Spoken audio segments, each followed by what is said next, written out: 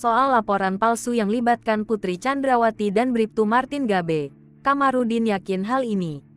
Kuasa hukum Brigadir J. Kamarudin Simanjuntak meyakin dalam waktu dekat Bribtu Martin Gabe dan Putri Chandrawati akan ditetapkan jadi tersangka. Penetapan tersangka ini atas kasus dugaan laporan palsu yang dilaporkan Kamarudin Simanjuntak ke Bareskrim Polri beberapa waktu lalu. Terlebih penyidik sudah minta keterangan beberapa saksi, termasuk dari keluarga Brigadir Yosua di Jambi.